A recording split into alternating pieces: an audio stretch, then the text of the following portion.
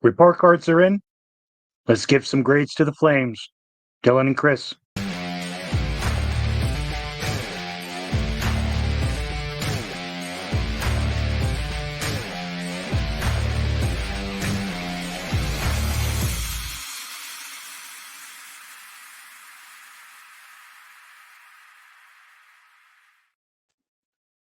Well, the dust has officially settled on the season. We're well into round 2 as far as the NHL playoffs are concerned. Man, there's some good hockey going on, eh? Yeah, there's some good games. The that Boston Panthers series has been pretty awesome to watch. There's no love lost between those two teams. It's been a lot of fun to witness them. Oh, absolutely. And it's fun to watch.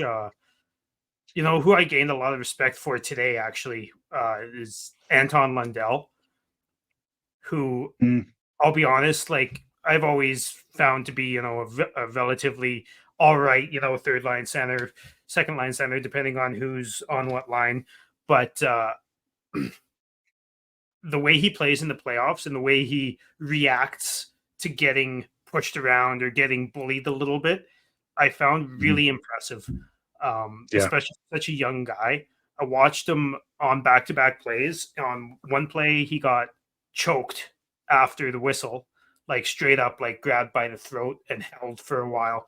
And he didn't lift an arm to push the other guy around. He didn't face wash the other guy. He didn't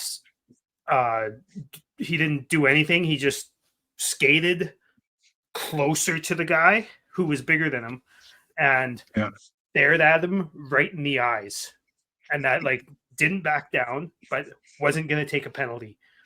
Yeah. Wasn't going to be pushed around, wasn't going to be fucking intimidated, any of that stuff. And then he did the same thing on the next play when somebody face washed him. Actually, I think the face wash came first. I can't remember. But either way, it was back-to-back plays. And it's just really impressive from a young kid to not, like, let his emotions get the best of him. Yeah, that's a far cry from what we saw from Chuck, in the playoffs when he was with Calgary, right? Mm-hmm. I feel like he's randomly doing stupid shit, and he's still doing a bit of it, right? But yeah, but he's gotten a lot better. I think it is. Yeah. I mean, yeah. I'm really impressed with Dallas. I mean, I went during Game 7, the Dallas and Vegas series. I actually went and tried to find a line on my my betting app for Wyatt Johnston to win the Conn Smythe because he's been that fucking good and that clutch. And I couldn't find any. I couldn't find one, but I could see him, if not winning it, being the runner up if they go all the way. And obviously I put Tanev up here today because he's been rock solid. Like, man, when I miss that guy, like, and it's nice to have a player to support who didn't fucking fuck Calgary over on the way out or badmouth anything and just, like, said, I'm a vet, I want to win, that's it. But like, didn't try and force his way to a certain place, didn't insert his agent or anything like that. And the way he's playing, man, like, he's not the fastest of skater. And we watched him for years, right? But he's not the fastest of skater. He's not, the trickiest with the puck or anything like that. But the way he angles people off of plays and the way he uses his stick without getting it caught up in people's skates and stuff, and the way he transitions the puck in an intelligent way under pressure, I don't think we're ever gonna have a player like that again, because for some reason they're fading out, and it's too bad because it's just a joy to watch. Well, that's right, because now the most important thing about a defender is offense. Yeah, which makes all the sense. So, it makes perfect sense. That's exactly what I look for in my defenseman. How many points they can put on the board. Yeah. Now, Yeah, don't no, get me I wrong; mean it's not a bad thing to get points. It's nice to get points, but you should just be able to play defense also. yeah, absolutely. I mean, Tanev's always been rock solid defensively, right? Mm-hmm. So it's it's good to see him actually playing playoff hockey because he Games didn't no have a matter lot of and that. not injured. Yeah, a lot of that in Calgary, right? So, you know, Mm-hmm. when we were in the playoffs, he was injured, or at least, I mean, definitely fighting injury while he was playing. You know, that game he came back, he had no business being there, right? He was physically not capable. So it's Well, he what a couldn't use one of his guy arms. like that can do when he's I won't say healthy, but capable. You know, Well, his limbs aren't broken. right? He's probably We don't battered and think. bruised. Yeah, we don't think his limbs are broken. Yeah, I mean, his arm isn't hanging off of his body this time, right? Yeah, yeah, yeah, um, and it was like it really was. And what was it? A torn labrum. So I guess it wasn't yeah. broken, but it was basically Yeah, it was like hanging completely from his unusable. shoulder, right? Yeah. Um, And you could tell even when he was playing, he couldn't raise his arm up to past his shoulder line, and and he kept trying to push which people up against the boards, but couldn't keep him there because his other arm. yeah, yeah, yeah. No, Poor I guy. recall, but like he's a warrior for doing all that stuff. I'm not a fan of players playing when they shouldn't. I think that was one of the only times that Tanev actually played when he shouldn't have. Yeah, I know why he yeah, did. It was like the last game or two of the season, but yeah. There was too much on the line for a veteran like him, right? And it's mhm, just I understand why he did it. Obviously, he shouldn't have, but yeah, a healthy Chris Tanev is something to insanely see. effective. Yeah, 100%. Um, but yeah, I've still got Dallas in Florida and Dallas winning in 6. Yeah. I mean, I didn't think they would handle the Avs as well as they have so far. I thought they were going to win, but I didn't think that they would be looking this good against them. I thought it was going to be pretty much a 7-game series, but it's looking like it could be as short as 5. I think, right? Isn't it 3-1 right now? Yeah, I think it's 3-1. Yeah. Yeah, Yeah. I mean, that's impressive it's because I very mean, been good. the A lot of Avs the players. Avs looked real good in round one, like The real Avs good. looked really good. What happened to the Jets though? They just like crumbled. Was it? Like their Well, defensive structure didn't work, and Hellebuck couldn't save a beach ball, and that's what the Jets do, yeah, it looked so right? good in the regular season. They're pretty much the Leafs version in the West, right? I guess so. I guess so because they Yeah. haven't really done very well in the playoffs for quite a while, and they keep making it. No, no. I mean, they have the talent, but yeah, they don't do shit in the playoffs. Mhm. It's it's it's kind of bizarre. It's too bad I'm because I'm I'm not a fan of Shifley and guys like that, but they do have some pretty talented yeah. players on their team. So I mean, it didn't surprise me that they lost. I just didn't think that the Avs looked that good through the regular season because they sure turned it up.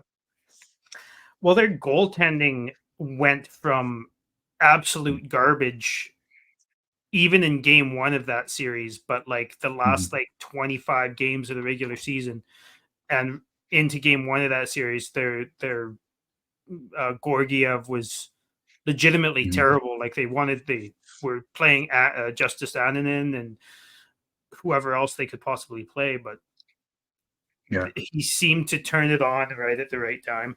And like I do think the Jets played well enough, like obviously not to win, but it was awful close, and they outplayed the Avs in a couple of those games. But Mhm. uh, that's my thought on that.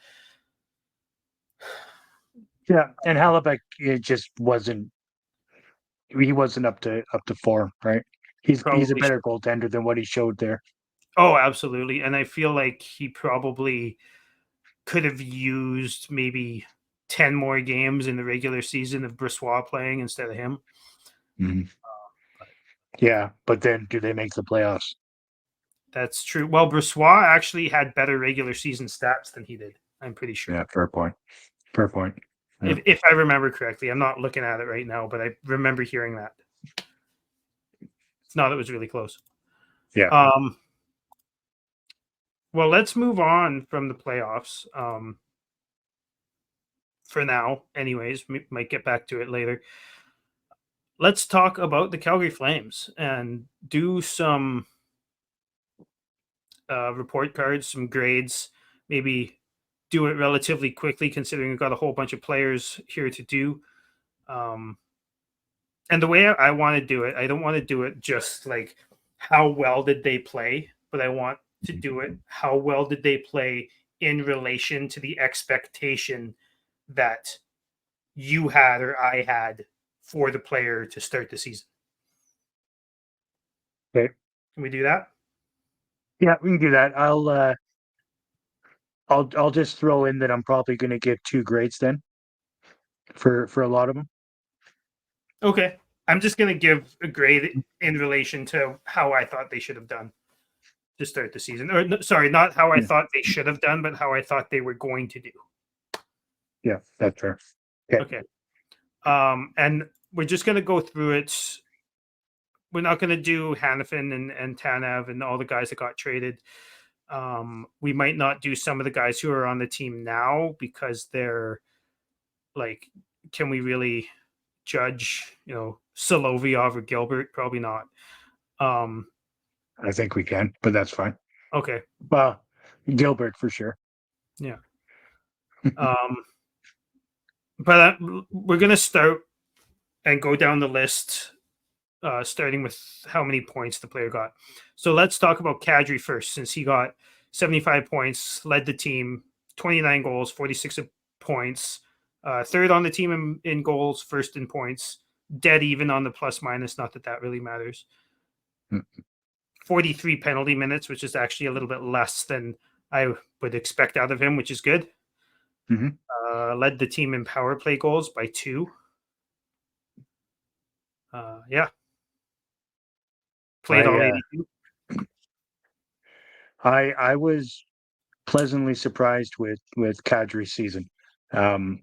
I rode the hate train on him pretty hard last year. I wasn't a fan of the pickup to begin with. I've never been a fan of the player. That being said, I thought he had a really good season. Jumped into a leadership role and really just showed maturity and in like whether it be during the interview process on the bench, you could tell there was respect that he had from teammates, which is not normal, I don't think, everywhere he's been. No. So I think I would easily give him an A-. I do That's think fair. some of his success early on was due to his line mates, but I think as the season progressed, he got better and forced a lot of the goodwill that was happening in the lines that he was paired up with. Yeah. Okay. This is going to surprise a lot of people that listen to the show because I know neither Chris or I are huge fans of Kadri. But in relation to how I thought he was going to do, I mean, he had a really, really, really bad first 3 weeks. I'm going to give him an A, though, because he played so well. He still does all the things that annoy the shit out of me about him, but he played so much better than he played last year. And he got probably 12, 15 more points than I figured he would have. 10, 12 points more than I thought that he would have. Probably about the same amount of goals than I thought he would have. But like you said, the leadership, I don't buy into that quite as much because I don't find him to be a very accountable player. I find whenever there's hardships, he has all sorts of fucking excuses. But I do think, like you said, I think that the young players especially really rallied around him. And At first I thought he rallied around them, and that's what got him going. But like you said, then he got going and kind of dragged them to be even better than they were already being. So I got an A for Kadri, which is hard for me to say because I still don't want him anywhere near my team. But in relation to how I thought he was going to do, A. Well, yeah, I mean, he had his second highest point total in his career, which is great. He's played 2 full seasons for the Flames now and has not missed a game, which is pretty incredible considering how much he gets knocked around on the ice. Did he not? Did he not miss a game last year either? No. Wow, that's impressive. 82 and 82. So, I mean, last year he got 56 points. This year 75. So, and he's even, whereas he was minus 19 last season. Yeah. Yeah. That being said, I mean, goaltending was a huge issue for the Flames last year. So, yeah, I'm sure a lot of those plus minuses from last year are going to be justifiable in some regard. Certainly not all. Yeah. All right, let's move on. Yegor Sharangovich, 82 games, 31 goals, 28 points, 28 assists, 59 points, minus 29, which is mind-blowing to me. Only 8 penalty minutes, which is actually quite impressive. Lady Bang. Yeah, right. So, what do you got for him? I also gave him. I mean, if I go compared to what I thought he would do, he's an A plus. Oh yeah. I didn't think he would jump in and be a sniper like he was, or I guess I can say is. I was really surprised with his ability to get a shot off and just be so accurate in multiple situations, whether it be a wrist shot where he's coming in, whether it be a slap shot off a pass. Like he's so accurate. One timer. He's a multifaceted scoring threat on every time he's in the offensive zone. 100%. Score from in front of the net. He can score from far, from near, from the sideboards, even from the hash marks. He can score from anywhere. For me, so I can't remember what you said you thought of him when we started the season, but I think I had him for like 20 to 25 goals because of how he was buried in New Jersey, and how well he played in New Jersey the previous year. The minus 29, I mean, usually I don't really pay that much attention to plus minus, but when it's that glaring, it does mean something, which is strange because I thought he was actually really good defensively for the first month or two. And I know his metrics are terrible, but I don't know. Yeah. But I'm going to give him an A minus, simply because of the defense kind of dropping off. I'm curious to see how that improves next year. I mean, I think everybody's going to have higher expectations of him now that they've seen what he can do and how crafty he is when it comes to scoring. Yeah, absolutely. He's one of those guys that I want to give 2 grades to. One for what I thought he would be, being the A plus, and one for what I would call his actual season, being an A. And I'm the same reason, because the defensive play isn't. I mean, it's not bad, but I didn't notice a lot of good when it was 5-on-5 defensively. He was pretty good on the penalty kill. Got 3 shorthanded goals, and he did pretty well at that in that role. So I'd like to see more of that style of defense when it's 5-on-5. Yeah. No, I totally agree with that. Let's move on to Blake Coleman and 30 goals, 24 assists, 54 points, plus 19. Does that lead the team? I think that leads the team. Yeah, it does. 76 penalty minutes in 78 games. He might be the only A plus, maybe one of the only 2 A pluses I give. You expect Blake Coleman to be very good defensively. You expect him to get those hard minutes with Backlund, which he did for the vast majority of the season. You expect him to get 15 to 20 goals. He got 30, second on the team after Sharangovich. You probably don't expect him to get 54 points. But no, I mean, he went on such a tear. I'm giving him an A plus, man. He was so good, and he really emerged as a leader and as a guy who is outspoken about wanting to stay in Calgary, and seems like he means it. So, no, I agree. I could easily give him that same grade. I mean, at 32 years of age, he not only, achieved a career high in points, like he absolutely smashed it. By like, in most cases 20 or more points. yeah, Like that's incredible. He had a phenomenal season. He was really fun to watch this year. I do like his feistiness. I always have.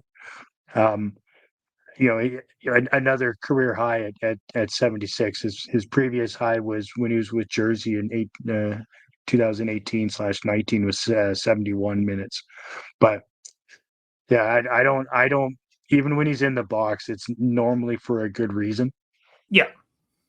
So I do like watching Blake. I really like. You were super pumped on him when we first got him. Yeah. I was kind of on the fence. His role in Tampa was, the third line kind of, mucker plug kind of thing, right? And so I didn't really have a lot of high hopes for him, but I really do like watching him play hockey. I like his feistiness. Like he doesn't give a shit who you are. You are not tougher than him. Yeah. Period. And Right. I didn't know how good he was defensively when he came over. I had watched a lot of his good offensive games, even when he played in Jersey. I watched a few of his really good offensive games. And he was always pretty feisty, but I didn't know how good he was defensively. This year, he was more than worth his contract, in my opinion.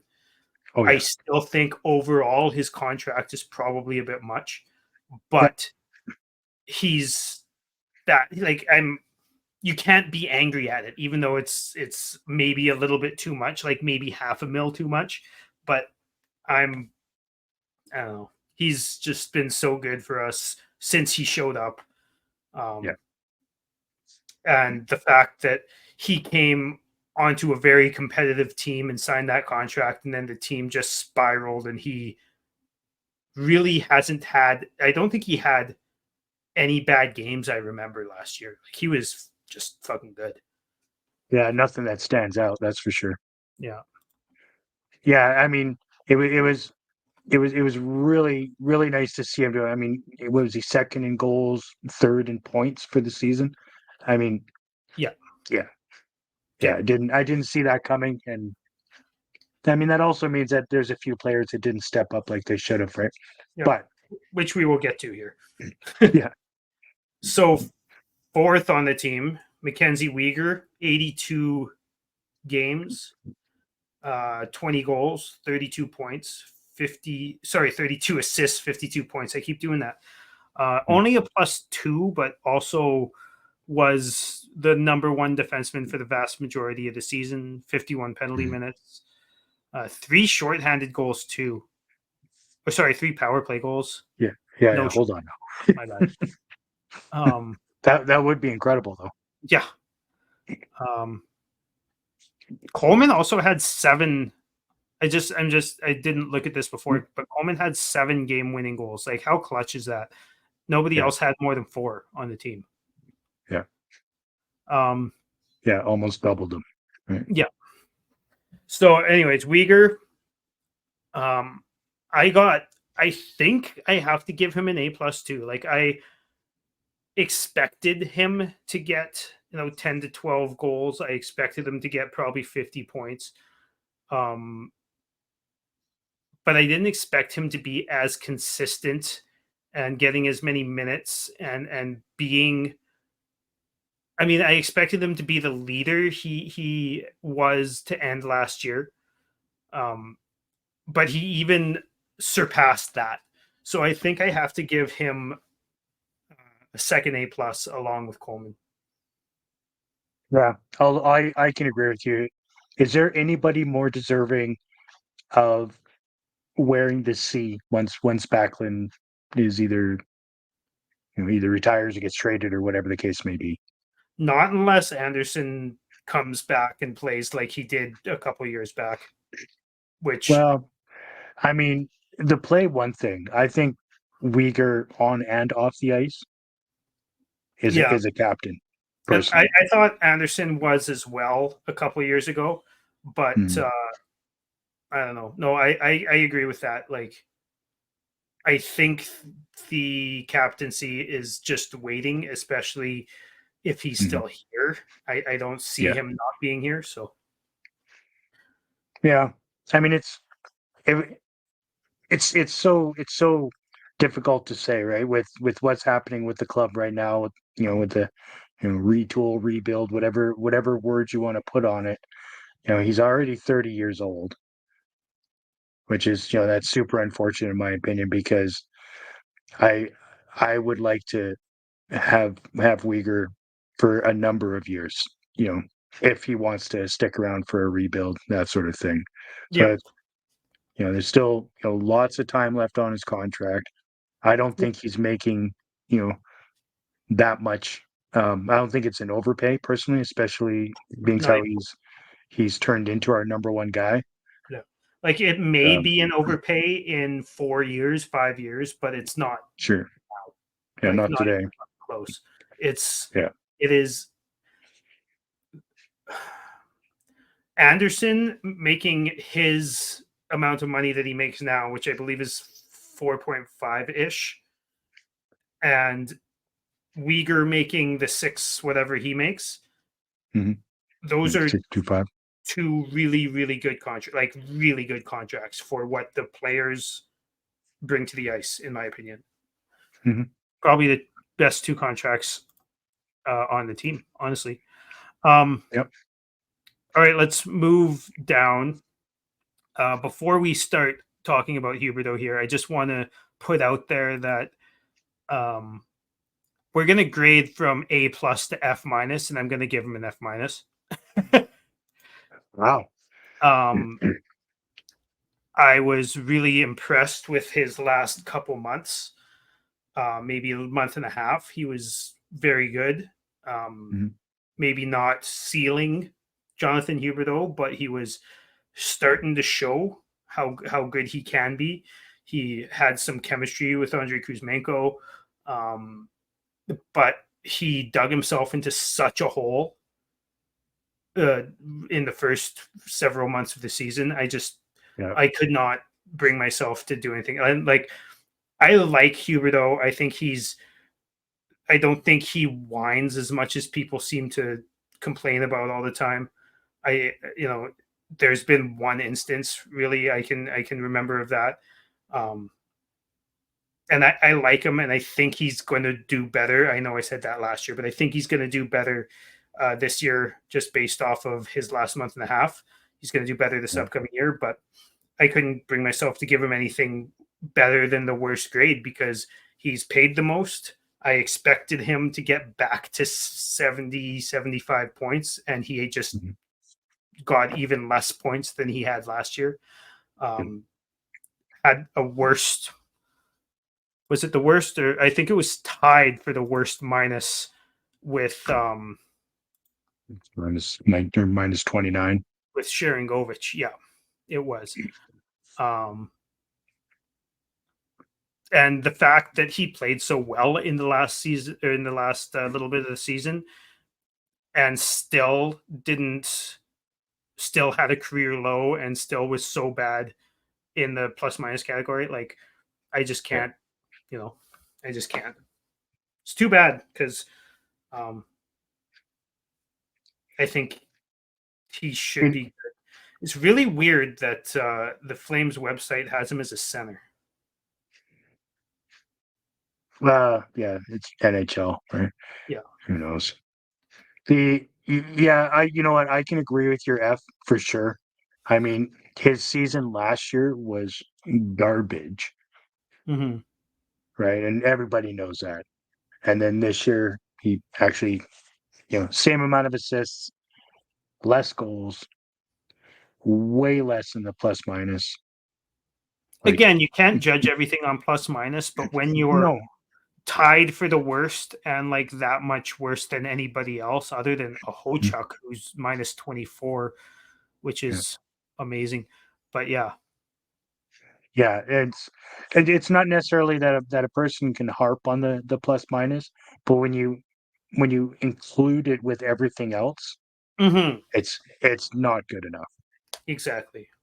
And he's been around long enough. He knows it's not good enough, but I don't really care that he knows it's not good enough. No, Like, he just needs to be fucking better. absolutely. And like, Period. it's nice that he's like helping us with our quick little rebuild here, or whatever you want to call it, retool or whatever, by being bad. But like, I'd rather him not be bad. Right. Like, Yeah. I would much rather the polar opposite of what he's doing. yeah. Huh. All right, let's move on. Kuzmenko played 72 games, but we're only going to do the what he played with the Flames. Let's see if I can bring that up here. Right here. 29 games played, 14 goals, 11 assists, 25 points, -8, which is whatever. See that? Like, that's the type of thing that's just like, I don't, whatever. Yeah. Only 6 penalty minutes, which isn't bad. Yeah.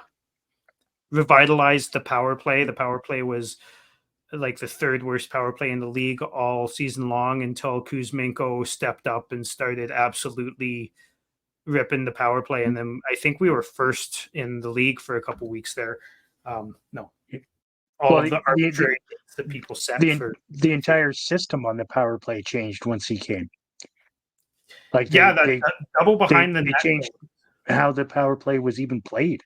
So, Yeah, I mean, he added to that for sure.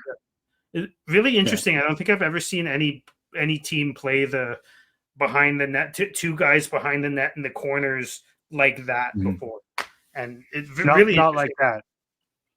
You like it? Yeah. No, I'm saying, like, you don't see it like that from other teams. The They're most of the stifling. time, the Flames, if they got two guys behind the net, they're trying to get the puck and they're failing, right? Yeah. We've seen that a lot in the last 5 years. Mm-hmm. But Now, not actually control the puck and the play from behind the net. Like, yeah. that was pretty cool. Well, Gaudreau used to do that by himself, Mhm. and Kachuk could do that by himself a little bit, and Lindholm would always be out front. But Yeah. there wouldn't be two guys. There'd only ever be one guy back there, and then two guys trying to get open out front. But now there's Mhm. one guy trying to get open out front and two guys. But it's strange, and it works, and I like it. So they better continue doing that as long as it works. Yeah. Well, exactly. Yeah. If it's working, you got to keep going with it. So So what grade did you give him? I have a hard time with this one because when we got him, I know that he was a cap dump, Mhm.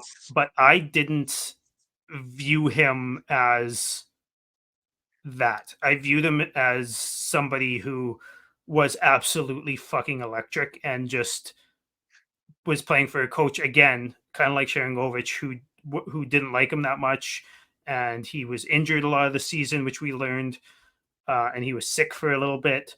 But I thought he was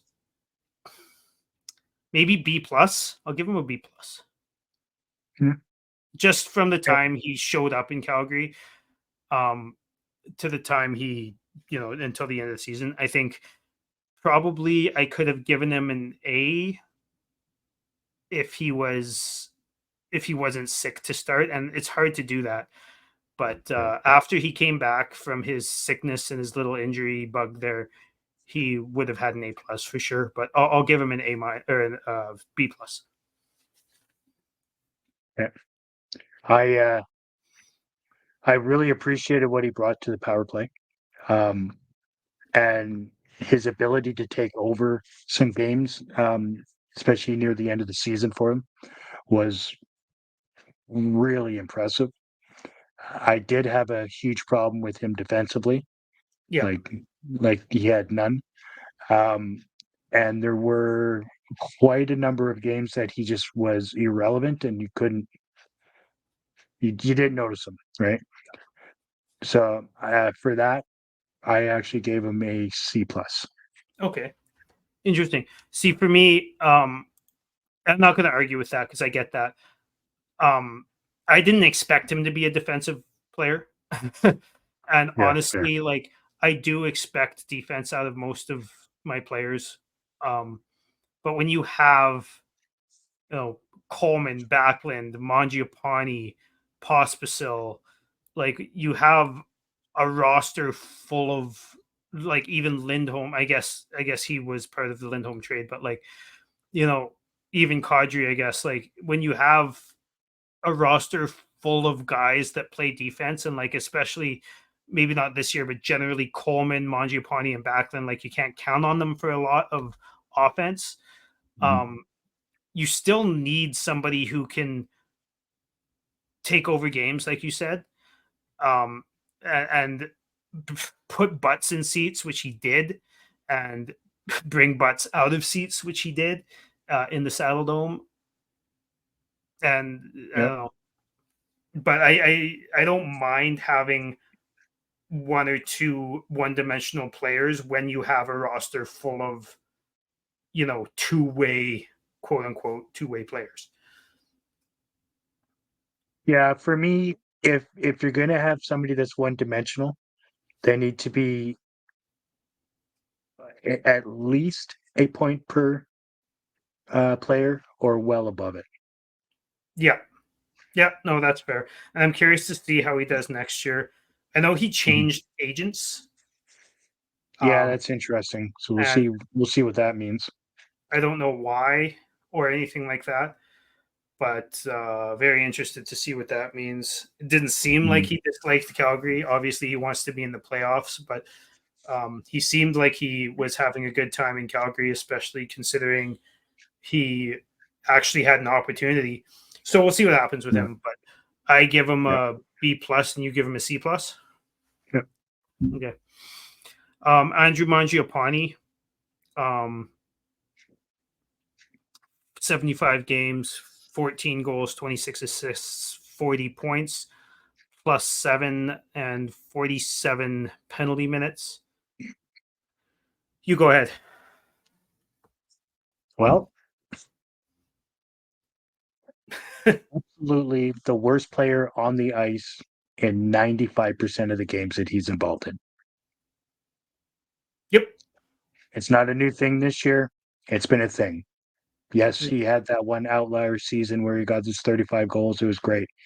He only added 20 more points with assists that season, meaning he does not make his line mates better, never has, never will. Yep. Yes, he had 40 points. Okay, great. Um, I just, he's taking the position away from way too many young guys that I would rather see in that position.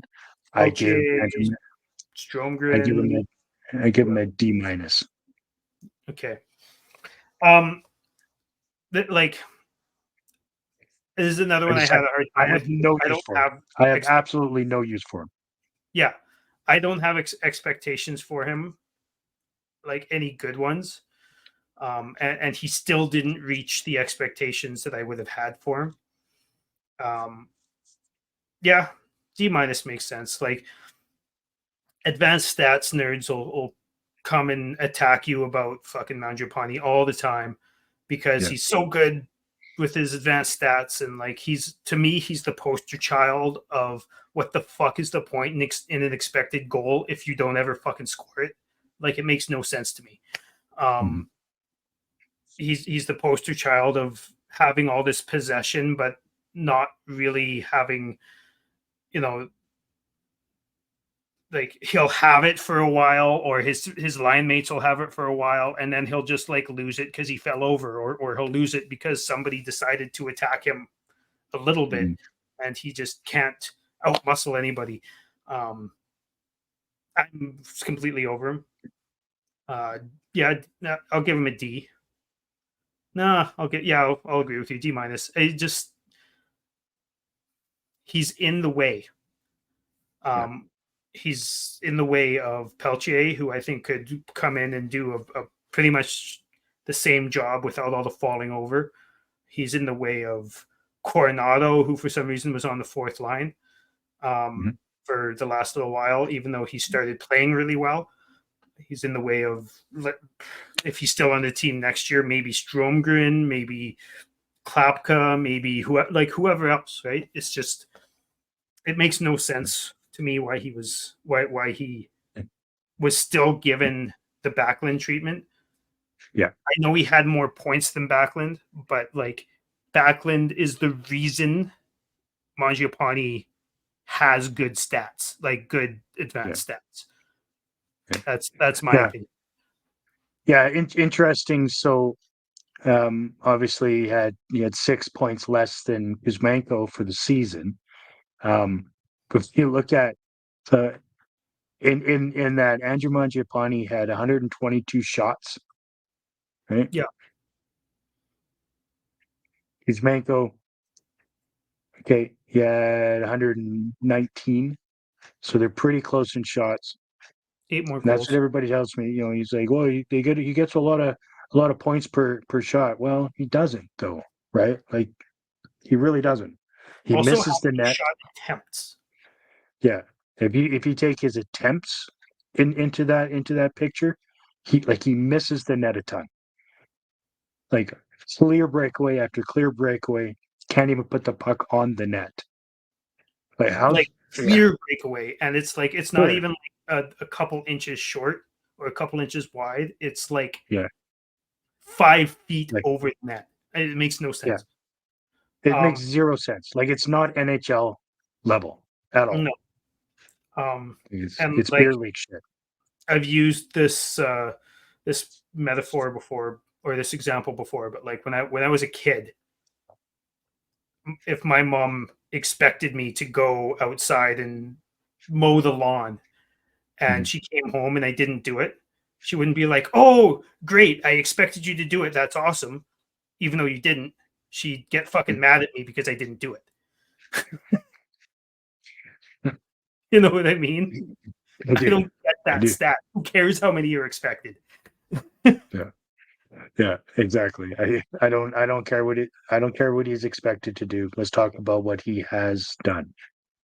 Which is funny because And we're talking about expectations for all these players, yeah, um, um, but I mean, some of them reach their expectations, and then you can, or surpass them, and then you can celebrate that. But why are you celebrating expected things when they're not reaching those expectations? Anyways, yeah, moving on. Michael Backlund. yeah. Michael Speaking of, Backlund.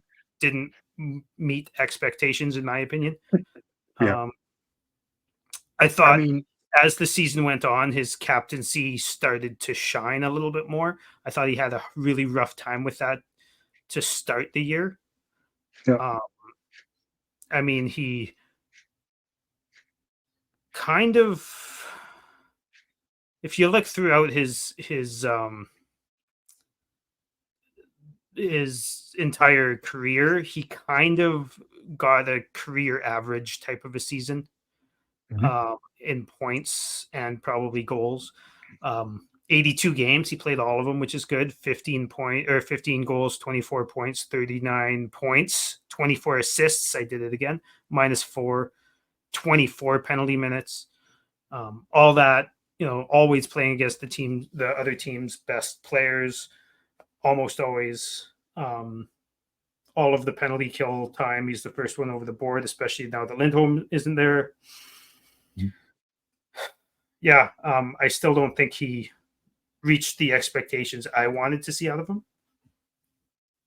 No, I expected more from him once they gave him the C. I mean, I'm not going to say I expected, a lot more, but I figured he would be right around the 50 point mark, at Yeah, least close to what he had last year. and that's just offensive expectation. Like I do think he was still his regular, you Hmm. know, defensively sound self for the vast majority of the season. Yeah. I don't think he's ever been lazy. I think he's, you know, I think he's overall a really good hockey player and a positive for the team. Hmm. But I'm with you. Like I expected around 50. He almost got to 40. I Yeah. expected, even though he doesn't usually score 20 goals, he scored 20 goals 3 times in his career. I definitely expected more than 15. Um, Yeah. especially, getting more offensive time now that players have been traded. I just I'm gonna give him a C plus. Yeah. Yeah. Yeah. I was going to give him a C plus as well. He had the highest ice time average this year than he's ever had, um, and still could muster more points. So Oh, that is for true, that, isn't I give him a. So I fault him for that. I wanted to see more offense from him. I didn't expect a ton more, but I really wanted to see more from him. And you're right, defensively, you can never. It's tough to find flaws in his game for that. Like he's really good in our zone, fighting for the puck and coming out, from the boards in the corner with the puck against some of the league's best players. So I I I can't fault him for that at all, and that's where he gets the extra plus for sure in the C category. it? Yeah, Yeah. fair enough. All right, moving on to Rasmus Anderson. Um, 78 games, 9 goals, 30 assists, 39 points, minus 11. Another guy who is trotted out there every fucking second of every game, it seems like. Mhm. Um, I am a huge fan of his. He averaged less time on ice this year than he did last, but that's still his second highest of his career. Yep. And really, it's only like 15 seconds less, 16 seconds less. Um, I really like Anderson. I have said it on the podcast before. I think there's several reasons why he's been not very good the last season and a half or so. Um, Mhm. whether it's and it's, I mean, most of it's pretty, excuses that a lot of other players can also use, like having kids or getting married or maybe something was happening with his family and Mhm. with him he got hit by a fucking car. um and there's probably some other stuff. I i expected more of him. I'm gonna give him a C. Yep. I Yeah. expected him to be more around the 50-point mark, even though he's only got there once, but I thought he was going to have a bounce back season and he didn't. He had a number of games where he was garbage this year. Like garbage. Like, Bad. yeah, like terrible defensively and horrendous mistakes being made. It was not a good season for Rasmus at all. As far as expectation, I agree with C. We're agreeing lots. And and as far as just his season in general, yeah, C minus. Yeah. Yeah, it was not a good year. He needs to bounce back. Simple as that. He's got 2 more years on his contract, so if he wants to get that big payday and try and solidify himself as a true, 1/2 in the defensive core moving forward, then it's up to him. But Do yeah, you we think need more from him. do you think he's relied upon too much for, like, as far as time on ice? Do you think he would be better if he was at, you know, 20, 21 minutes instead of being at like 23 minutes? No, No. no, You, I don't think so personally. Last year he was at 24. yeah, but The I year mean, he also before had he a was pretty at bad last 22, half of the season. 22 and 40, right? So Yeah. I mean, and it's really been, since maybe the 2021 season where he's really started to amp up his game. Mhm. Like he was always, really solid, for the couple of years that he played full seasons before that, but the last couple he really started showing why he was on that number one pairing. Yeah. I mean, yeah, could you take 30 seconds away from him on average on ice? Sure. But I don't know that was really a factor. It didn't seem like it to me.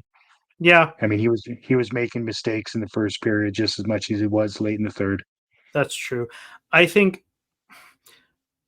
I don't agree with this, but my buddy Kyle, he likes to say that Anderson was really good with Sutter, and it's because Sutter is gone that he was bad. But like he wasn't good in the last half of that season with Sutter, so I don't know about that. And I also think that he gels really well with Huska, and Huska has a Yet to be given it seen. was it you know the AHL level. No, sorry, at the the WHL level.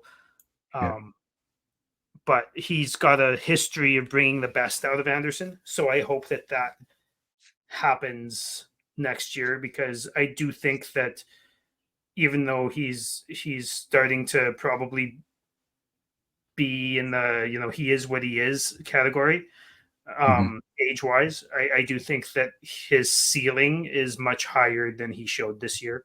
I Yeah, think I that agree. he's had like a year and a half worth of a down year. You know what I mean?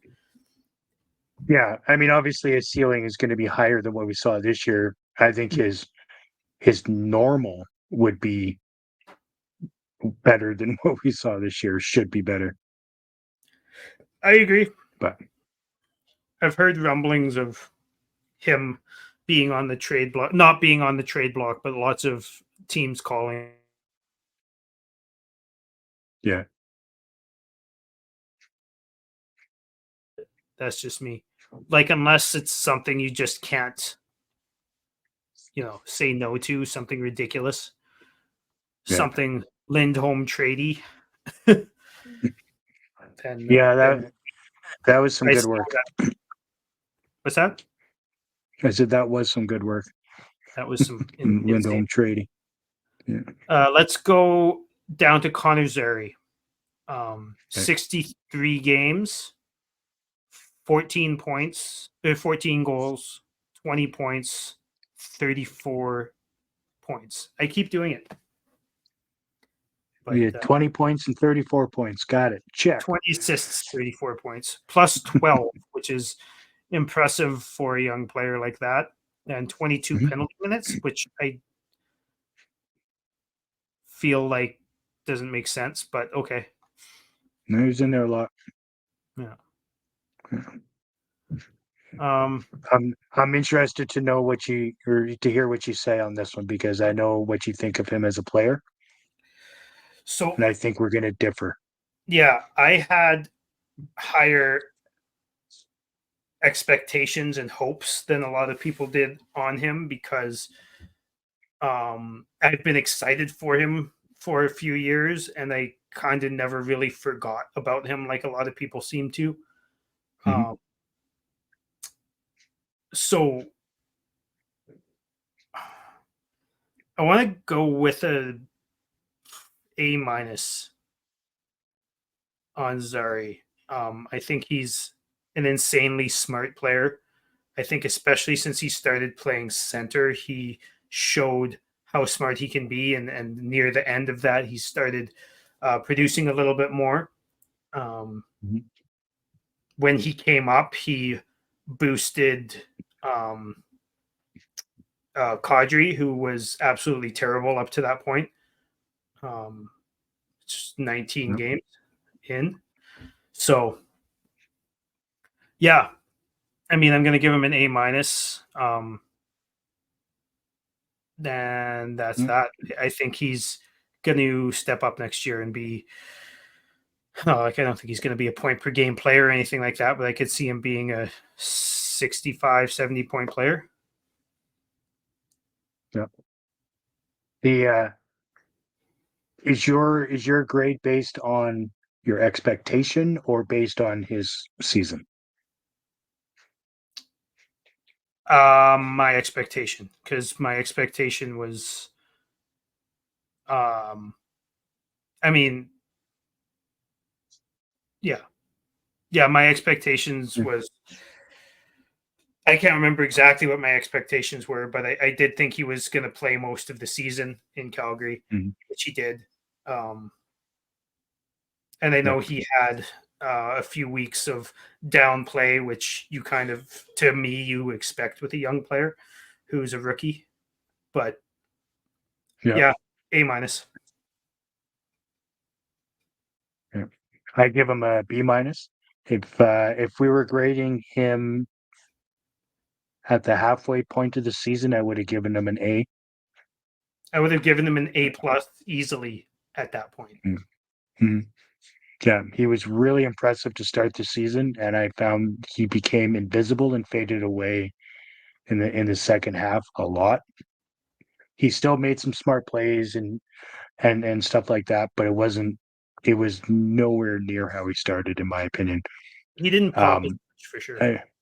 Yeah, I mean, I'm excited to see the player that he can be, but obviously we're going to have to go with first half. Sorry, opposed to second half. Sorry, because those were two vastly different players on the ice, in my opinion. Yeah, up until the last couple of weeks, I thought he started playing a lot better, but that was still, like I said, a maybe 3-4 week kind of dip there he had, and 3 or 4 weeks playing, considering he played 63 games is still a pretty big chunk of it. Yeah. Yeah. First half, sorry, I would have given probably I'd probably have given an A plus, and second half, sorry, I probably would have given more of a C plus. So yeah. Maybe even a B minus, but yeah, I'm gonna go with A minus altogether. And you went with what? B minus? B minus. Yeah. Yeah, I knew you were gonna be a little bit less high on him because we talk a lot. That's right. Martin Pospisil, 63 games, 8 goals, 16 assists, 24 points, 109 penalty minutes in the plus 14 rating. Fucking awesome. Yeah. I love it. And I want to mention this. A lot of people are like insanely hyped about what he could be next year, because he's like leading the world championships in points right now. Like, guys, the world championships is B competition most of the time. So let's fucking chill and remember that it made Mangiapane have one good year, get paid, and then be terrible for the rest of his career up to now. So, but as far as Martin Pospisil's expectations, and I know he only got 24 points and only 8 goals, but I'm giving him an A plus because I did not. I maybe saw him playing, 15 games on the fourth line, maybe, but he was on the second line or even the first line from time to time for the vast majority of the season. He helped spark Kadri. He helped spark the team on many nights. He fucking murdered people with his hits a lot. It was great. It was great. We needed somebody to fill the void of Matthew Tkachuk. just be a I honestly thought the dickhead. feistiness Boyd would have been filled by Kadri, and that greatly disappointed me to see that he had zero interest in being that person, Just hasn't been doing it at all. But like at all. yeah, And the fact that we received it in at such a high level from Martin Pospisil yeah, is phenomenal. Like, you know, a guy that's like 175 pounds having his way with pretty much anybody he chose to have his way with on any given night. yeah, It was it was a lot of fun to watch him, amazing. and I'm really excited to see the kind of player he can turn into. He's what 23, 24. Um, I'm excited for the future of him for sure.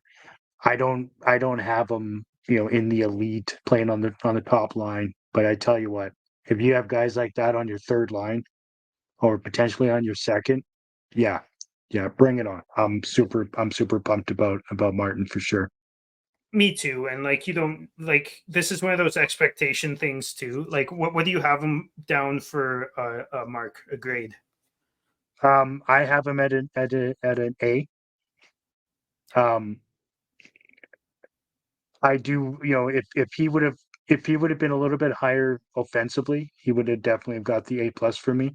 Because I do like how he plays the game, but he didn't have near the amount of points. I think he really I think he played like he doubled that point total, in my opinion. Like he was all over it. Yeah, no, for sure.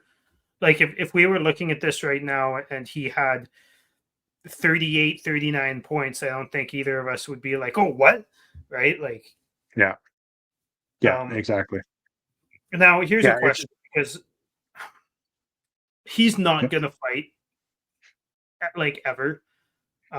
It's well documented that he's got a pretty big past with concussions, and a lot of people seem to think that he's one bad punch away from having to retire. yeah, Um, yeah. do you think, with all that being said, he needs to tune it down a little bit? Like, it's so hard to say, but I want to get your take on this because I know you like rough and tumble hockey, and I do too to a Mhm. point, but you like it um, just a little bit more violent than I do. So Yeah. Do I want him to tone it down? Absolutely not. Um, did he have one hit that I thought was pretty questionable and deserved the lashing that he got? Yes, it's fine. You move on from it. If he has one a year like that, he's gonna he'll tone that type of stuff down. But I think if you take that aspect out of his game, he's then useless. he quickly turns into a C- D+ player. Yeah, He has to I he agree has with to that. be playing that role, in my opinion.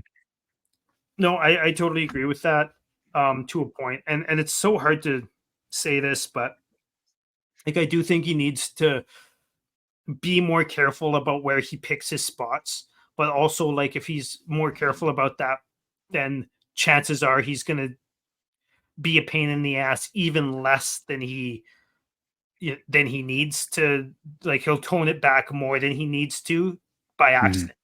You know what I Yeah. mean? I don't want that to happen. It's a really fine line. 109 penalty minutes is a fucking lot, Yeah. but Yeah, it is.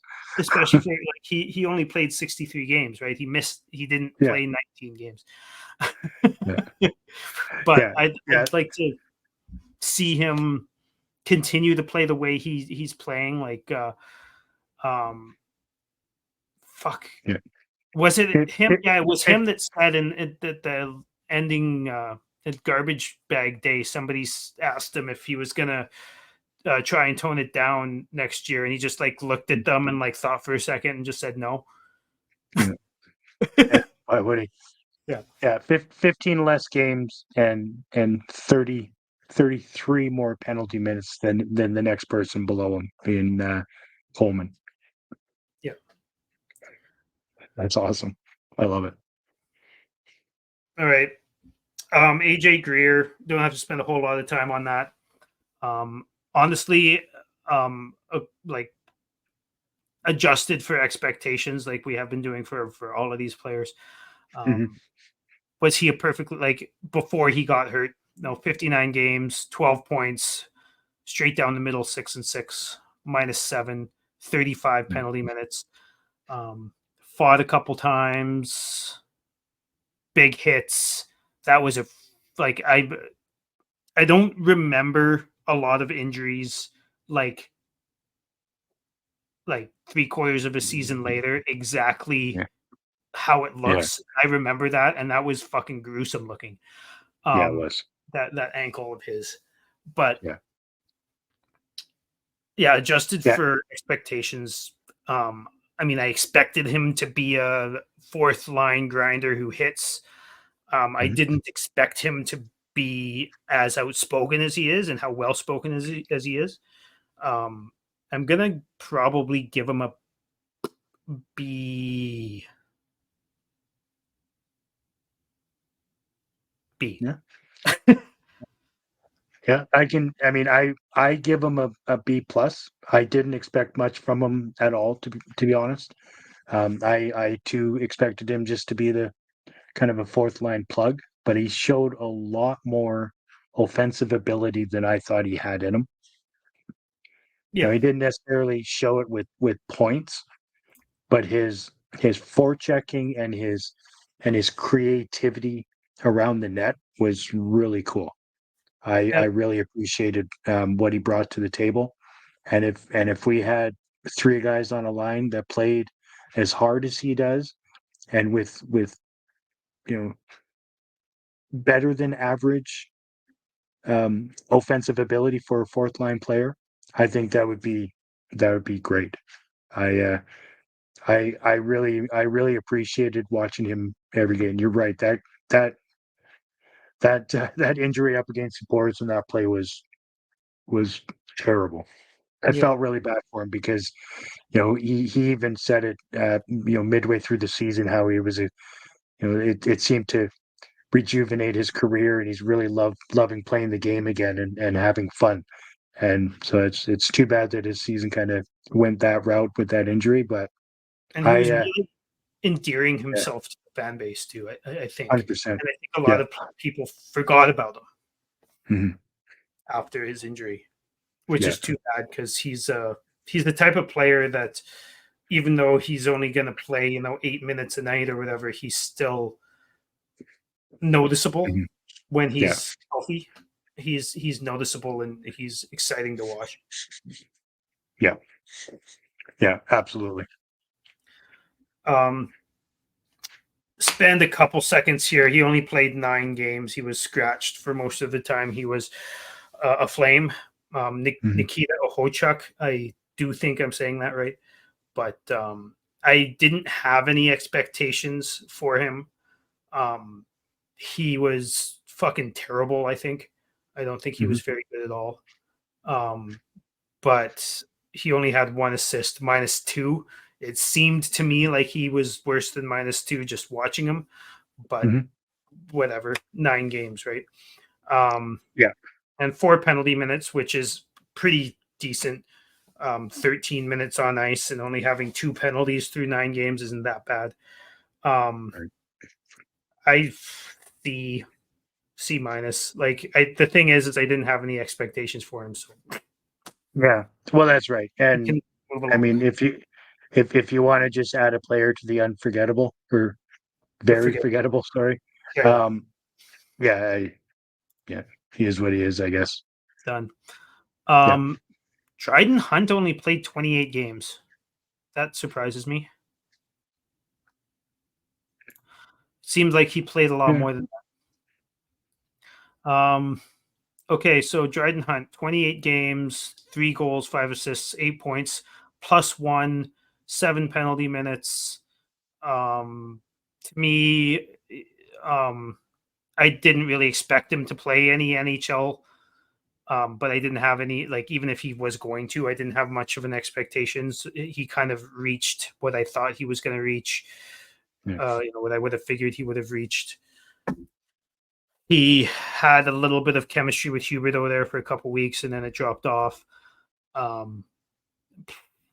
Yeah. C plus.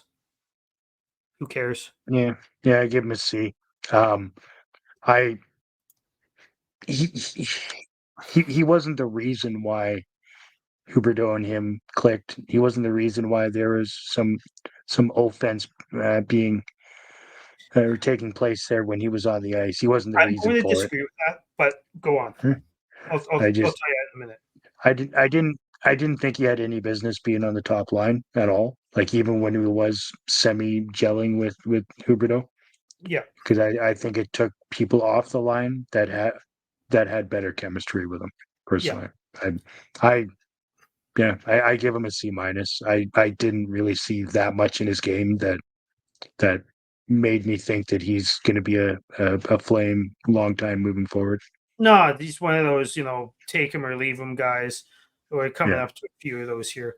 But Mhm. he, where I disagree with you there, like I agree with you that there was better options, but I do think that he was like, it's not like he was driving the line, or it's not like somebody else couldn't have done the work, but it Mhm. was the work he was doing on the boards, because he was doing really well on the boards there for a couple weeks. And he was fishing pucks out and getting them to Huberdeau or Sharon Govich, I believe they were playing with there for a little bit. Mhm. And should Dryden Hunt be on a line with a guy who's got you know 70 to fucking 115 point upside, or a guy who's got a 31 goal upside, or both of them? No, he shouldn't. Um, I don't think he did a bad job while he was there. I think he did just fine, but I don't think he should be there. Yeah, that's fair. Oliver Shillington, a guy who neither of us had any expectations for, even if he didn't miss a year and a half, but he did. I fully expect him to win the Masterton Trophy. Mhm. I'm kind of shocked Monahan wasn't nominated, but um, 33 games, came back, I guess around a third, or with about a third, just over a third left in the season. Mhm. 3 goals, 5 assists, 8 points, -6, 17-14 time on ice, 12 penalty minutes. I think he was, after Hannafin got traded, I think Oliver Shillington was way over his head with the Mhm. competition he was playing against and the amount of time he was playing on ice. Yeah, Um, I thought that when he first came back, he blew my expectations out of the water. absolutely. The first 10 games, 12, 13 games he played, he was like really fucking good in comparison to my expectations, and he would have been an A plus, Yeah. honestly, for those games, or at least an A. Mhm. And then it kind of fell down. Um, it's hard on this one because I also don't expect him to be playing high leverage minutes like he was for the last, you know, 20 or 15 games or whatever it was. I wouldn't want him to be playing that because I don't think that's his strength. I think his strength is to be thrown out there on offensive zone, um, Mhm. offensive zone only, and kind Yeah, of maybe PP2, and maybe get like 12 minutes a night, 13, 14 minutes a night. Um, and nearing the end there, like, let's see his last few games here. 1931, 2032, 1905, 21, 17, and 18. So like that's too much for him. Mhm. Um, Yeah. but all in all, I'm gonna give him a B because I think he B plus because I think he did way better than I expected him to. Um, Yeah, yeah, he I didn't play agree. much. The first couple of weeks when he came back, I was like holy shit. Like apparently taking that year off is exactly what he needed. Mhm. He was great. But you're right. Once Tanev went away, I mean, in his defense, anybody would look halfway lost without Chris Tanev if you've played majority of your NHL minutes in the last 2 seasons for him with the guy. Like Yeah, he lost his security blanket. yeah, So and I that's mean I what it was. can't fault him for it. He But lost you're the right. security There's a blanket and there was is a giving difference more. between. Yeah, but he's a role player. I don't think he's not a line driver. He's not a pairing driver as far as the two defense go, right? He's a role player in certain situations where he can gel and really be effective. But yeah, I think he started out great, kind of petered off there. He he did way better than I thought he was going to, than I would have ever given him credit. But I will eat crow on that. I think he played quite well. I'll give him a B plus. Perfect. Danil Miramonov. Mm, Let's go there. Just a second on Shillington too. mhm, Shillington's one of those guys. Just for people who may be new to the show or whatever, um, the fact that Chris and I are both giving him a relatively high grade is crazy because um, specifically, I remember in that series against Dallas that we had a couple years back. Chris and I went to see a couple games, and like he was fucking terrible. Like neither one of us are or were big fans ever of Shillington, so it's actually like a B plus is fucking good for him. And same mhm, with Kadri. Like neither of us like that player at all, and the fact yeah. that we gave Kadri a good grade is it says a lot. Yeah, um, until two weeks into Shillington coming back, maybe 3 weeks into it. Let's say 2 weeks into it. Um, I had him in the same category as Mangiapane, like zero uses for him. yeah, yeah, I applaud him for fighting through whatever battle he was fighting through over the last while. That's great for him as a human being. Um, but I didn't. I expected absolutely nothing from him, and I was pleasantly surprised with what I saw. yeah. Yep, I agree. So Daniel Miramonov only played 20 games, Mhm. had some crazy good moments, had some kind of teeth clenching, ass clenching moments. Um, 3 goals, 4 assists, 7 points, zero, like a dead even on the plus minus, Mhm. and 8 penalty minutes. I don't really remember him going to the box much, but I guess that's you know once every couple Yeah, games or once every 3 games or something. yeah, once Um, every 5. and he played, get this, he played 21-15 for the Flames Yeah. on average through 20 games, which is crazy. I This is another one of those hard ones. Like I didn't have any expectations. I'll let you go first, but I didn't have any expectations of this guy. So um, I didn't have any expectations really of him. It was kind of a surprise when we acquired him. Um, Craig really talked him up um, when they were having conversations about the trade. I still wasn't sold on it. I thought that he could be somebody with a really good shot, but I didn't find him to be that good. Like I didn't find him to warrant 21 minutes or more than 21 minutes on average. me neither. He was just like, yeah, I expected him to be better on the power play than he was, the way Craig was talking about him. But I Yeah, mean, I'd give him a C yeah. personally. I like that's average, right? Like C is pretty Yeah, much like that's what I expected out of him. mhm, So I can agree with that 100%. Like yeah, no, like I've got a Tanev jersey right there, right? Like my defensemen, I want them to play defense. If through 20 games, I remember one defensive play that Miramonov made. It was good, but like yeah, he played fucking 21 minutes a night, you know. yeah. And I all expect you. I expect to is notice you for the right behind reasons at our least opponent's net. multiple times. Yeah, Sorry. yeah. As I expect to, if you play that much, I want to see you or notice you multiple times in a game. Doing well, right? Like, Yeah. and again, some of it, like, I get shit on for this take. At least I have a few times. Exciting in the offensive zone, sure. Fast, sure.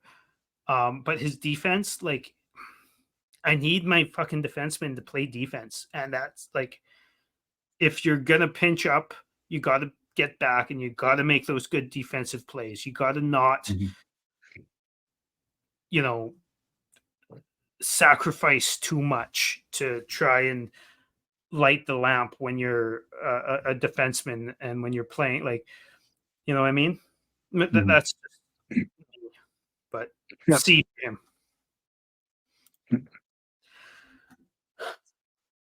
Walker Dewar, holy shit, he played 40 games. Weird, right?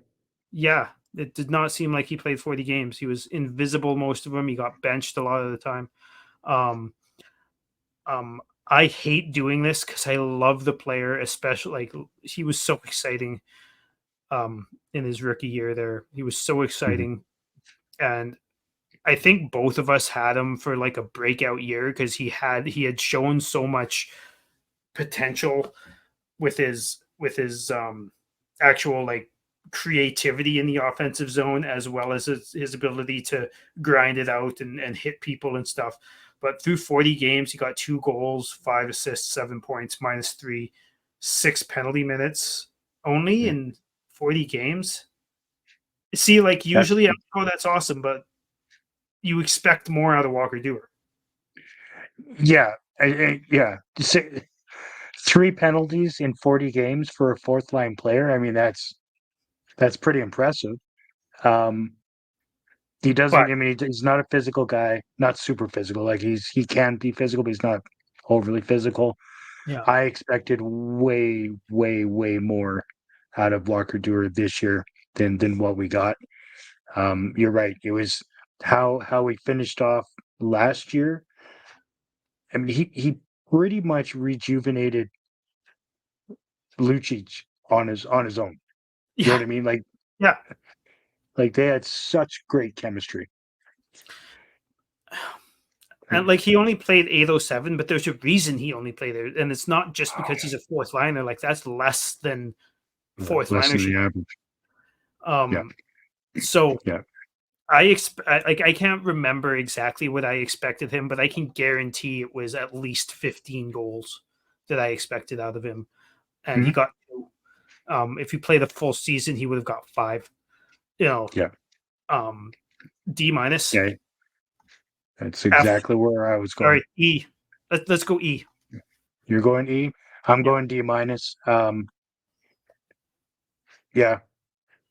There's, it's too bad, man. I It hope we really get a different player next year. I really do. is. He still signed? Um, no, he is a. Who is he? Oh yeah, sorry. He does have one more year. Yeah, 825,000. Which is fine. No, Yeah, exactly. The contract's fine. yeah. So, now that he has 1 year left on it, let's see what he can do to try and get himself a raise. All right, let's talk about Braden Pahal.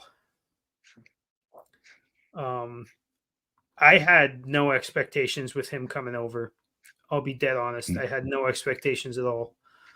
Nope. This guy blew my expectations out of the water, to Hmm. be honest, especially the first. Like, he only played 33 games for us. He only got 1 goal and 6 points, Hmm.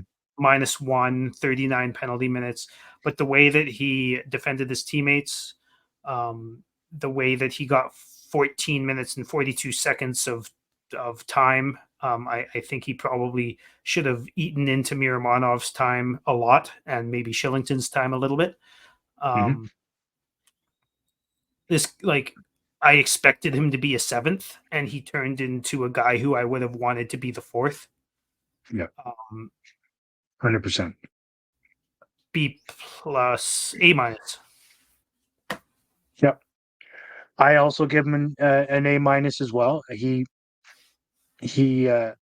really impressed me. And you're right, the way he stuck up for teammates, brand new teammates at that, right? Like right from the start. Yep. He's a team guy for sure. And a defensive defenseman. You know me, I love defensive defenseman, right? Like I really liked watching him play. He was super exciting. He didn't fear anybody. He refused to be pushed around by anybody. Would come to the aid of any one of his teammates. I've got all day for Braden Ball. I I do tell you too. what, it Happy took he's me still about 3 weeks to figure out that it truly is Pahal and not Patchell, like I yeah, wanted to say every time I saw his name. yeah, I know.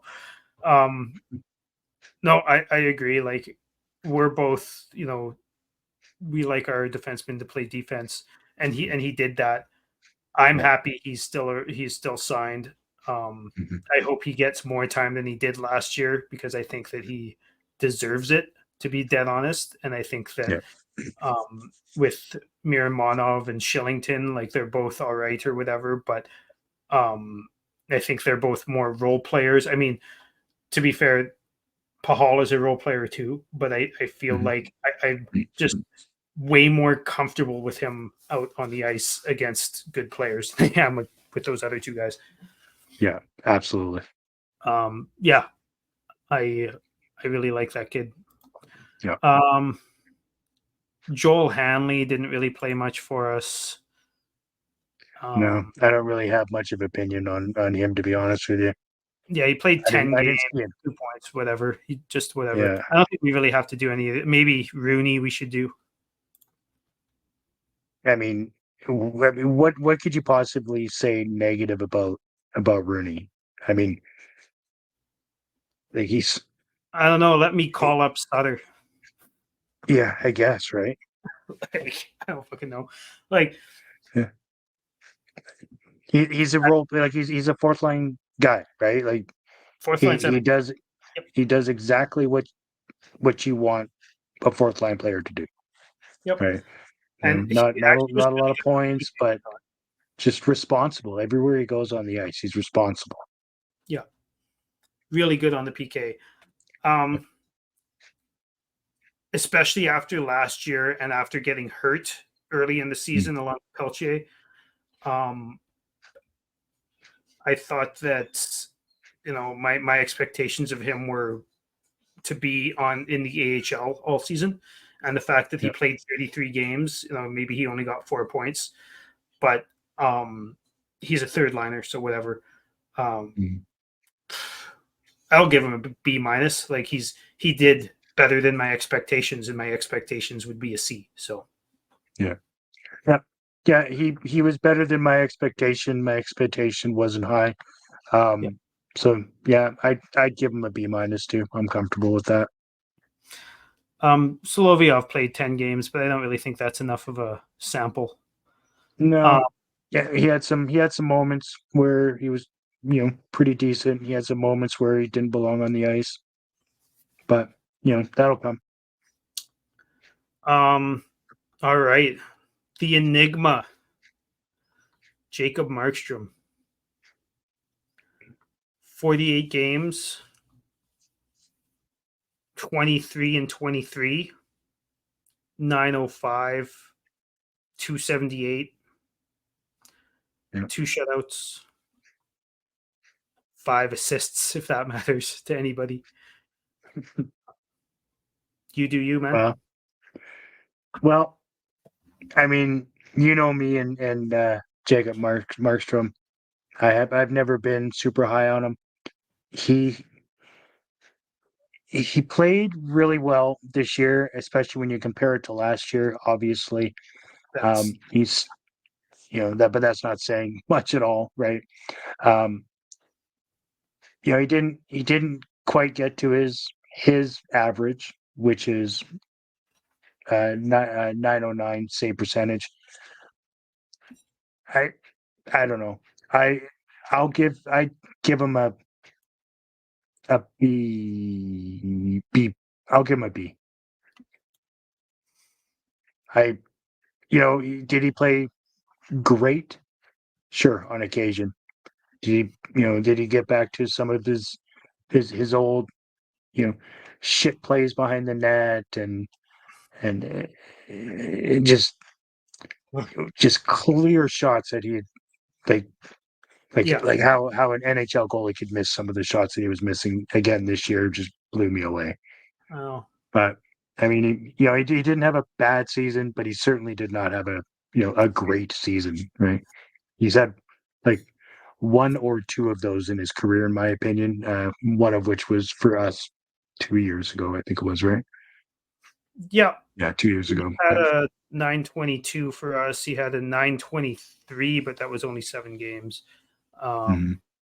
He's had 918, a couple of 912s, a 915. Um, he's had a couple of good seasons. He's had one or two elite seasons. I thought that the reason I said the enigma is because I thought that his first 2/3 of the season was an easy A, if not an A plus. I really Mhm. did. I thought he was the MVP for the first bit of for the majority of the season even. And then Lindholm got traded, Tanev got traded. He didn't get traded, and I thought that his play went downhill and his attitude went downhill. Um, it Yeah, he sucked, sulked. but it He happened. sulked like a fucking child. He absolutely did, and it's Right. it's unfortunate. Um, so A plus for the first little while, um, probably a C minus for the second, if not even a D plus. So let's go with Mhm. a B minus. No, a B. Mm, B. Yep. there it is. Dan Vladar, and then we'll do Wolf after Vladar, and then that'll be it. Yeah. Dan Vladar played 20 games, 882, 8 and 9. He only came in relief once, so he had 19 starts and went 8 and 9, which the math still doesn't really make sense. The way they count goalies games played always confused me. But Mhm. 882 went 8 and 9. Um, I expected him to play around maybe that many games, maybe a few less because I've expected Wolf to play more. I thought that obviously Vladar was hurt and he had surgery near the end of the season, allowed Dustin Wolf to get some time in, which was really good and I think critical for Dustin Wolf to have a really good offseason. Um, Mhm. I think Vladar, I expected him to be better than his 895 the year before. Um, and he wasn't. He was significantly worse. And I thought that he was terrible in all but maybe one or two of his games. And I don't mean that to be mean. I mean like he was just not fucking good all year.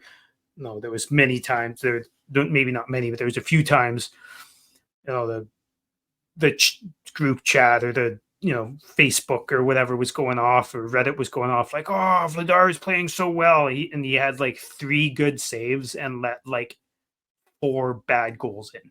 Like, Mhm. no. Um, my expectation, my like D. I thought he was bad. Yeah. D minus. Yeah. You've been saying that all season, how bad he has been this year. Um, I thought he had a better looking season than what his stats show. I think he made quite a few very big saves that kept the team in the game. and Okay. gave them an opportunity to win. Some good ones at some very key points. He did let in a lot of soft ones this year again, like he did last year. But I think overall compared to last year, he was quite a bit better because last year for me he was brutal. Yeah. Obviously both him and Markstrom are brutal. Um, they had a really bad season. I find that I think he had a better season than Markstrom did last year, but yeah, this year I don't know. There seemed to be some weirdness. I feel like he didn't handle the pressure of Wolf coming in very well, is what I'm assuming it is. He He didn't yeah. handle the I pressure of not knowing that he was going to be around much longer. yeah. Yeah, exactly. I mean, there was a lot of uncertainty for the entire goalie situation all year. Mhm. It was really kind of weird. Um, I give Vladar a C plus. Um, I don't know what we're gonna look like moving forward as far as the goalies go. I suspect that Wolf's gonna be part of the team. I don't know if both or one of Vladar or Markstrom will be traded away this summer. It's hard to say. Um, I still like Vladar as a goalie, and it's kind of unfortunate how the last year and a half, I'll say, has unfolded for the young man. Yeah, especially if they've been like, especially like Wolf being in the minors and everybody wanting to see him. Mhm. I don't know why they'd play and keep Vladar as much as they did. Um, as far as not getting him healthy and getting him the surgery he needed beforehand, before they did. Like, Mhm. I get the Wranglers need a goalie too, and the you don't want Wolf sitting all the time, but you could always bring up Dansk to back up Markstrom a couple times, not play any games, and just to get Wolf a couple of reps in the Mhm. minors.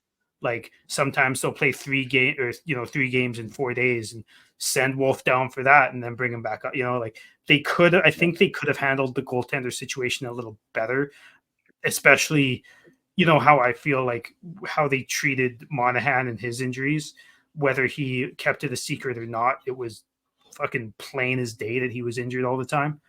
Mhm. Um, and if they knew about Vladar's injury, they should have done something about it beforehand. I still think he played terrible. Yeah. That's just me. Um, shall we move on to Wolf? Yeah. So neither of us. My only expectation of Wolf this year in the NHL, we're not going to do AHL. It doesn't matter. We're just going to do NHL. My expectation of Wolf in the NHL was games played, and that was it. I expected about 15. I think I said between 10 and 15. He got 17.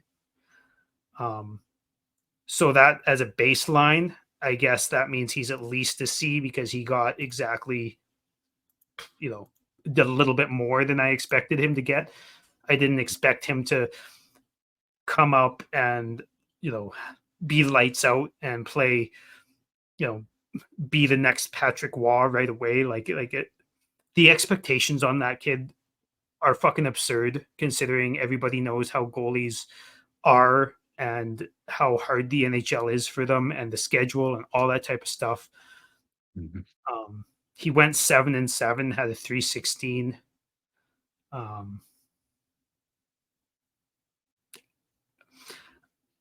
893. I expect him to do better and play more next year, but I didn't expect much better than this. Like C plus. I'll go C plus.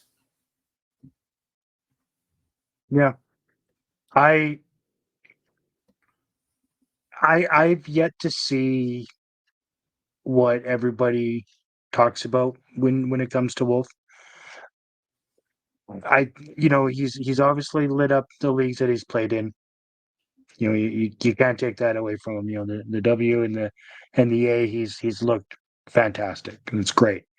Not everybody in transition from the AHL to the NHL. Just ask Matthew Phillips. Yeah, you can be a superstar in Right, the 100%. Yeah, it's a different league.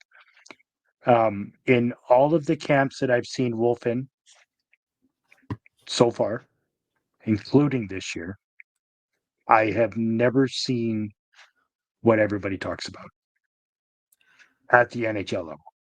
Yep. And even at the camps, the majority of the time you're playing against AHL teams. So it makes no sense to me. Yeah, with a couple of NHL players on Yeah. the AHL team. Yeah. And I can agree with that. And I think for them, I think there was like, what did he play? 14. He played 17 games. I think there was like maybe 3 or 4 of those. I thought he played very well throughout the entire game in, or at least the vast majority of the game in. I think that in almost all of them, he made some really good saves, but also let in some goals that he's got to work on. Yeah, quite a few. Yeah, there was a few games where he let in a bunch of goals he's got to work on. Yeah. Like, even though we weren't rolling with a NHL caliber defense for the most part for a while there, but I see it. You don't see it. I see the puck tracking. I see his puck tracking is NHL level. His movement is NHL level. His glove is not, and his size is not. And I think the one thing he's got to work on is playing too deep. He's got to work on, especially with his size, right? yeah. Like he needs every advantage he can to take up as much of the net as possible. And it's not even like he looks short on the ice. I know he's not that short, but when you compare him to other NHL goalies, he's very small. Like his height is one thing. It's the fact that I don't think he weighs 150 pounds. Like I really don't. Yeah. Maybe they weighed him with his leg pads on. Yeah, I mean they only have him listed at 166. I honestly think they gave him the Gaudreau treatment there and added some. Yeah. But yeah, it is what it is. I just he's small. His glove is not good. His stick handling, I could do without. I really don't want him to be doing that yet. Is his stick handling like behind the net? Behind the net, yeah. Okay, he's really good at swatting the puck out of like away from him when it's in front of him. If he's on his knees, that sort of thing. But yeah, I mean, but again, like I said, I haven't seen what everybody talks about. So as far as my expectation for him this year on how he played, I'll give him a C. Yeah. Because I think he was exactly the player that I thought he was going to be this year. And this is something I just wanted to bring up, just because we're on goalies in general. I don't know if I've mentioned this on the podcast before. I must have, but there's a thinking in, radio and like the analysts on TV and the fan bases of all of the NHL. Like, everybody seems to think that like Markstrom is good at playing the puck. Mike Smith could be good, but often was terrible at it. People seem to think that playing the puck a lot means playing the puck good, and it fucking doesn't. I think that Wolf is way better at Markstrom than playing the puck, but I still don't think he's that good at it. Right. And I straight up think Markstrom is terrible at playing the puck and should stay in his net at all times.